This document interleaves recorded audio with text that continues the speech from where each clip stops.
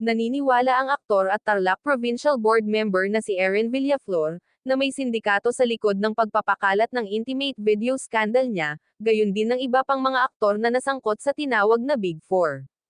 Sa panayam ni MJ Marfori sa live guesting niya sa programang One Balita Pilipinas, iginiit ni Erin na tulad ng mga babae, nagiging biktima rin ang mga kalalakihan dahil naranasan raw niya ito ng personal. Aniya, it turns out na it's not only women who can become victims, men can be victims also.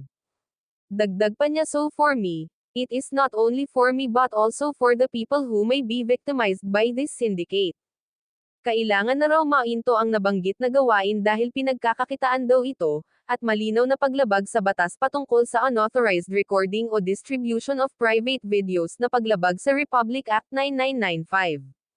This must stop. Kailangan na talagang mainto ang mga bagay na ito, itong sindikato na ito. They sell it. Yun ang masama dun. Nagpapasalamat naman ang aktor public servant sa kanyang pamilya dahil naging sandigan niya sila sa pagsubok na kanyang kinaharap. Mula nang aminin niyang isa siya sa mga personalidad na tampok sa mga kontrobersyal na video, naging comfortable na si Erin na pag-usapan ang isyu.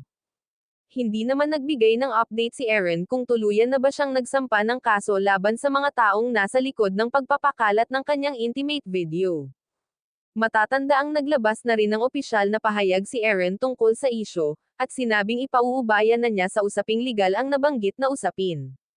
Sa kanyang opisyal na pahayag noong ika-10 ng Marso, sinabi ni Erin na pormal niyang tinutugunan ang isyu hinggil sa umano'y ilegal na pagre-record at pagpapakalat ng pribadong video na kumakalat online.